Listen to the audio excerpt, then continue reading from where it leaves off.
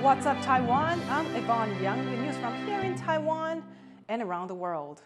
The dramatic and unexpected rise in the value of Taiwan's currency has left consumers and financial institutions scrambling. President Lai Ching-te has already come out to quell rumors that Washington has pressured Taipei to let its currency appreciate. Today, the head of the cabinet sought to do the same. Joyce Deng has more. Taiwan's president and top officials are clearing up any speculation about the new Taiwan dollar's biggest appreciation in decades against the U.S. dollar. They say that this has nothing to do with Taipei's tariff talks with Washington. 这次的讨论跟谈判内容从未涉及相关所谓的汇率问题。 The premier also denied that the government or central bank had previously intervened to keep the currency artificially weak, as an undervalued currency is advantageous for Taiwan's export-based economy, and Taiwan is listed among countries the U.S. Treasury Department monitors for their currency policies. This is all happening as negotiations to lower U.S. tariffs are still going on. Earlier, I traveled down to southern Taiwan to speak to industry leaders to see how they're managing the uncertainty as Taipei officials work to seal a deal. Taiwanese entrepreneurs are putting their heads together to protect their businesses. At a recent forum in southern Taiwan, executives from a range of sectors got together to exchange ideas on how to globalize their businesses, a necessary step, they say, to survive. I think everybody knows that we are an island type of country, right? So we have only 20 million people on the decline still, so there's no way we can go except going abroad. At the event, hosted by Taiwanese alumni of the University of Michigan, executives shared their experiences operating in places like Vietnam, Germany, and the United States. Casey Kong helps Taiwanese firms invest in the state of Michigan. He says fears that U.S. production costs will be higher than Asia are valid, but that this does not mean investments won't pay off.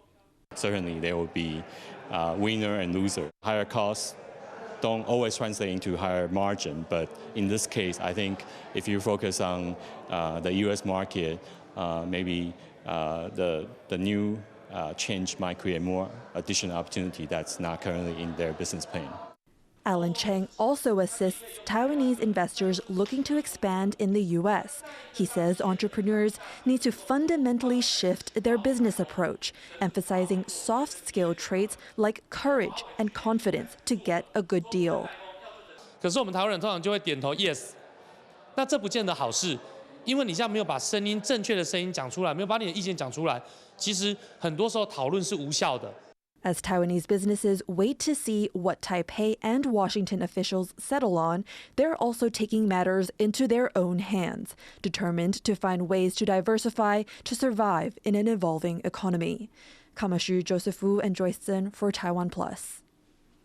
With a 32% U.S. tariff looming over Taiwan, policymakers here are scrambling to come up with a special relief budget to respond to those levies. The ruling and opposition parties seemed to make headway last week. Opinions are once again split on where money should be spent. Eric Gao has more. Close, but no cigar. Taiwan's ruling Democratic Progressive Party has worked hard to push through the legislature a 410 billion NT dollar special budget, which at the current exchange rate is over 13 billion US dollars. Part of that budget is to help Taiwanese society weather a potential 32% tariff from U.S. President Donald Trump, which is on a 90-day hold. The other part, according to Premier Zuo Rong-tai, is to better prepare Taiwan to respond to what he calls the evolving international situation. To make his case, Zuo last week visited Taiwan's opposition Kuomintang and Taiwan People's Party legislative caucuses. That's because the ruling DPP does not have decisive power in that chamber. And his efforts seem to have paid off, at least initially, when the budget proposal passed its first reading in the legislature in the same week. 希望各党团能够签出不复议的同意书。我现在国民党签了，民进党签了，我等一下会跟民众党的党鞭来请求他们的协助。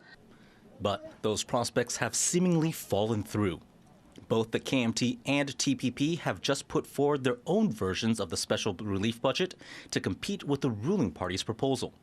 They remove items in the original DPP budget plan that they say have nothing to do with U.S.-Taiwan trade. One of those items is a more than $3 billion subsidy for the country's main energy utility, Taipower, which has been operating with multi-billion-dollar losses. It's an issue that has long divided ruling and opposition parties, stemming from disagreements over energy policy. 过去已经补贴了3000亿，补贴了3000亿，结果台电的亏损一样持续的扩大。 The opposition's proposals also slash things like talent acquisition and drone programs for defense. Instead, they want to dole out money to the public to help boost domestic consumer spending. 我再次强调，我们这次要解决的是经济的冲击，不是军事的一个冲突。所以，我们把这个1500亿把它省下来之后呢，真正我们把它放在民众消费的韧性，这就是我们今天的最大的一个重点。 In response, Premier Zuo on Tuesday once again called for cross-party unity.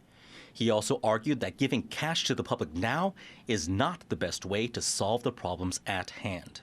此时此刻，是我们汇聚力量、积沙成塔，共同面对国际情势，对产业用集体力量来支持的最好时候，也是唯一最好的方法。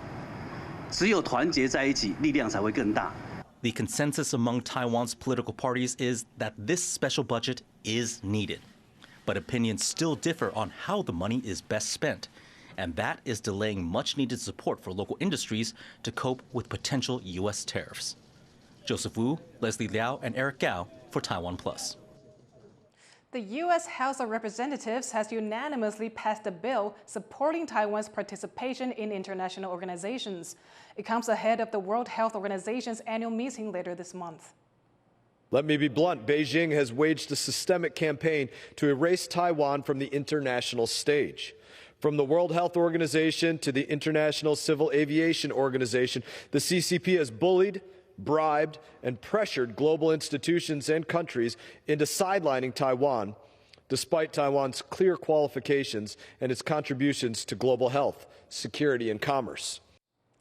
The bill says the U.S., as a member of any international organization, should oppose China's attempts to, quote, resolve Taiwan's status and encourage allies to reject efforts to undermine Taiwan's diplomatic relationships with other countries. It also added that UN Resolution 2758, which states that the PRC is the sole representative of China to the United Nations, does not address Taiwan's representation nor its sovereignty. Taiwan's foreign ministry expressed gratitude for Congress's bipartisan support. 台湾国际团结法案是美国国会以具体行动反制中国在全球故意扭曲联大第2758号决议，以明确的国会立法来澄清事实，也特别具有意义。 The House also passed a bill requiring the State Department to conduct periodic reviews of its guidelines on relations with Taiwan. The two bills will now head to the Senate for deliberation. And for more on what those bills mean for U.S., Taiwan, and China relations, reporter Reese Ayers spoke with Chen Fangyu, assistant professor of political science at Suzhou University. So what's in these bills exactly? Do they signify a significant change in the U.S.'s stance on Taiwan? I would say that the U.S. Congress now enhanced its engagement with Taiwan, but there's nothing new. So it's an enhancement, and also it changed some new rhetorics to signify that the U.S. is now engaged more with Taiwan and now firmly against China's rhetorics and propaganda in the international organizations. Could these amendments have any practical impact for Taiwan? Most recently, Taiwan has been campaigning to join the World Health Assembly that's happening later in May. Could this improve their chances of gaining entry into international bodies? I would say that everything is possible. So we see that more and more countries, including EU, the Parliament, and also a lot of different countries have passed a similar act or resolution to support Taiwan. So if other countries see that Taiwan is now very important, then it is highly likely that Taiwan be engaged in the international organizations and related activities. Still, we are very difficult to enter in the formal meetings because of China's pressure. And what's next for these bills? Are they likely to pass the Senate?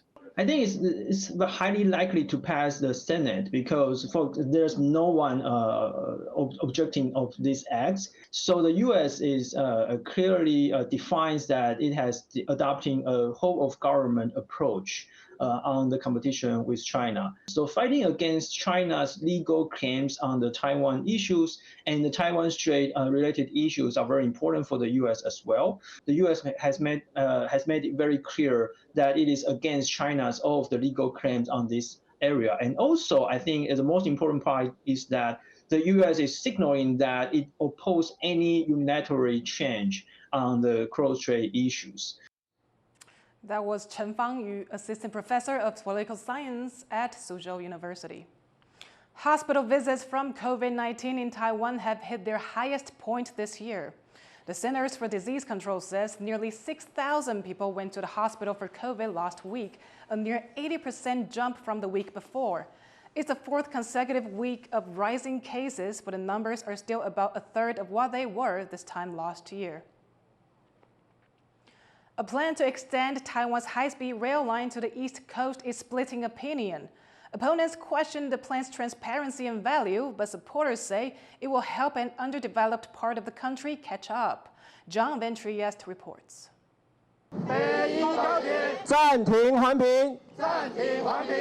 Protesters gather outside the Environment Ministry to voice concerns about a project that could bring big changes to Taiwan's rural East Coast, changes they do not want. The plan is to extend the country's high-speed rail line by about 60 kilometers, cutting through the mountains to link Taipei and the eastern county of Yilan. It's meant to ease congestion along the narrow East Coast rail corridor and cut travel times. The Transportation Ministry envisions a 27-minute trip from Taipei to Yilan, just 5 minutes faster than ordinary trains. But the idea is that passengers headed further down the coast can catch an ordinary train in Yilan and in some cases shave off nearly an hour of travel time. Officials have just started Phase 2 of the Environmental Impact Assessment, and for water at least, things are looking good. The line will completely avoid the catchment area for the important Feicui Reservoir. But the environment isn't protesters' main concern. They say the feasibility study was lacking, and with just one public hearing, there wasn't much chance for citizen input. They also balk at the roughly $7.7 billion price tag for a line that will only cut 5 minutes off the Taipei-Yilan trip.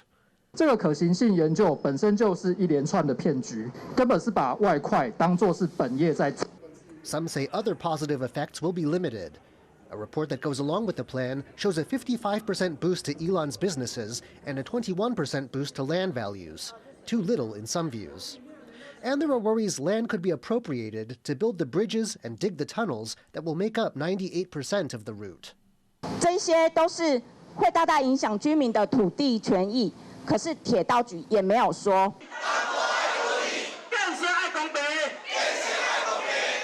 But supporters of the project are outside the Environment Ministry too. Some Yilan politicians are among them. They say the rail line will help the East Coast catch up with the more developed rest of Taiwan, and that the time to build it is now.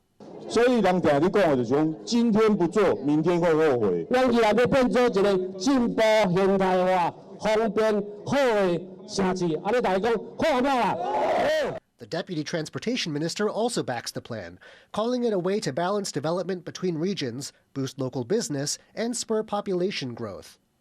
But the government isn't pushing through the project just yet. After a day-long meeting, the committee in charge of the Environmental Impact Assessment decided it needs more information to move forward, meaning the controversy over the project won't be over soon. Howard Zhang and John Van Trieste for TaiwanPlus. Thank you for watching What's Up Taiwan. You can visit the TaiwanPlus website or follow us on social media for more stories from Taiwan and around the world. Finally, check out the highlights from the Met Gala in New York. I'm Yvonne Yang. Take care, and I'll see you next time.